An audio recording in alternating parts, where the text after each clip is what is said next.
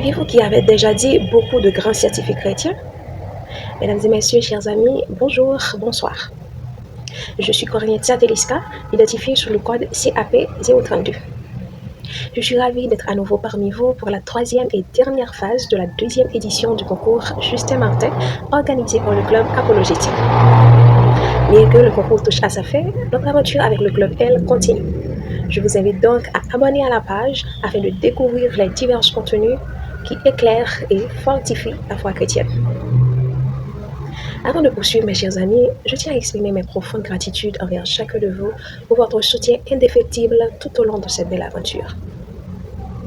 Aujourd'hui, j'ai l'honneur de vous présenter une figure emblématique alliant foi et science, le chanoine Georges Lemaître, connu sous le nom de père de la théorie de Big Bang. Qui était Georges Lemaître? Né en 1894 à Charleroi, en Belgique, Georges était à la fois prêtre catholique, astrophysicien et mathématicien. Dès son plus jeune âge, il manifesta un intérêt profond pour la science et la foi. Après avoir servi comme officier d'artillerie pendant la Deuxième Guerre mondiale, il reprit ses études et fut déclaré prêtre en 1923. Il poursuivit ses études en physique théorique, notamment à l'université Cambridge et au MIT, où il travailla aux côtés de scientifiques renommés tels qu'Arthur Eddington. Georges proposa une idée révolutionnaire. L'univers est en expansion.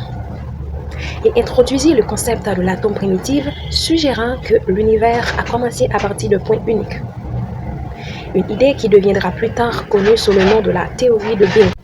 Bien que cette théorie ait été initialement accueillie avec scepticisme, elle est aujourd'hui largement acceptée et constitue la base de la cosmologie moderne. Lemaître a toujours maintenu une distinction claire entre ses croyances et ses travaux scientifiques.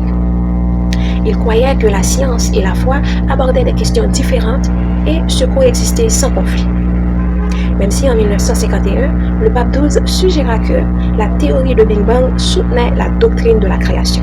Chers jeunes, étudiants, chercheurs, croyants ou non, l'exemple de Georges Lemaître nous enseigne que la quête de la vérité ne connaît pas de frontières entre la foi et la raison.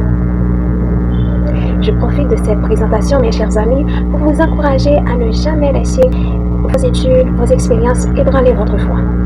Au contraire, qu'elle éclaire votre compréhension de l'univers et que votre soif de connaissance approfondisse votre relation avec le Créateur.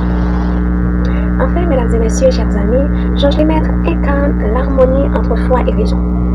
Son engagement envers la science et sa foi profonde montrent que ces deux domaines peuvent se compléter et approfondir notre compréhension de l'univers. Comme il est écrit dans Proverbe 9, le verset 10, le commencement de la sagesse, c'est la crainte de l'Éternel, et la science d'essai, c'est l'intelligence. Merci de votre attention. J'espère que cette vidéo vous inspire à explorer le monde de la foi et de la science. Je vous invite à abonner à la page, liker, commenter et surtout partager la vidéo. Que Dieu vous bénisse.